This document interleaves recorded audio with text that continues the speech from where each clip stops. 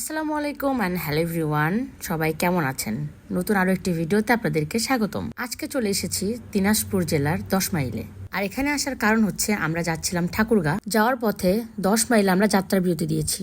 আশেপাশে অনেকগুলো খাবার হোটেল সোর্স করছিলাম, তার মধ্যে এটা আমার কাছে ভালোই লেগেছে, তাই আজকে আমরা এখানকার খাবার ট্রাই করব। ইচ্ছা ছিল ভাইরাল ভাবির হোটেলে খাওয়ার, কিন্তু সময় স্বল্পতার কারণে সেখানে যাওয়া হয়ে ওঠেনি, তাই আজকে আমরা এই আবির হোটেলের খাবার ট্রাই করব। সো এখানে এসে দেখলাম এখানে অনেক সুন্দর করে রুটি বানানো হচ্ছে। এখানে গরুর মাংস, হাঁসের মাংস, বট ভাজি, কোয়েল পাখি, বিভিন্ন রকমের খাবারের আইটেম পাওয়া যায়। আমার কাছে হাঁসের মাংসটা অনেক ইন্টারেস্টিং লেগেছে, তাই জন্য আমি রুটির সাথে হাঁসের মাংস নিয়েছিলাম এবং পাশাপাশি নিয়েছিলাম বট ভাজি। এছাড়াও ওনাদের অনেক রকম ভাজি, আরো ঝোল, মানে লাল মাংস, কষা মাংস সবকিছুই ছিল। আমি নিয়েছিলাম হাঁসের মাংস, যার দাম ছিল 150 টাকা এবং বট ভাজির দাম ছিল 130 টাকা। এবং তাদের পরিবেশের কথা বলতে গেলে তাদের পরিবেশটা একদমই ছিমছাম ছিল। খুব একটা ভালো বলবো না, আবার খুব একটা খারাপও বলবো না, মোটামুটি চলার মতো। এবং সব থেকে মজার বিষয় হলো তারা মশারি দিয়ে খাবারগুলো ঢেকে রেখেছে। এটা আমার কাছে খুব দারুণ লেগেছে।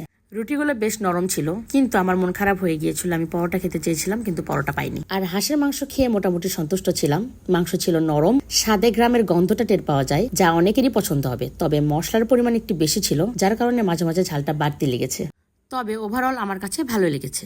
এবার আসি বট ভাজিতে। বট ভাজি দেখতে অনেক লোভনীয় লাগছিল, কিন্তু তেল, চর্বি এবং মশলার পরিমাণ অনেক বেশি ছিল। খাইতে অনেক মজা হলেও স্বাস্থ্যের জন্য খুব একটা ভালো হবে না বলে আমি মনে করি।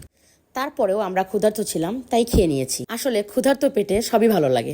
সো আজকের ভিডিও এই পর্যন্তই। সবাই ভালো থাকবেন, সুস্থ থাকবেন, এবং এরপর আমাদের থেকে কেমন ভিডিও আশা করেন সেটা আমাদেরকে কমেন্ট করে জানিয়ে দিবেন। আর আমাদের ভিডিও যদি ভালো লেগে থাকে তাহলে অবশ্যই লাইক, কমেন্ট এন্ড শেয়ার করে পাশে থাকবেন।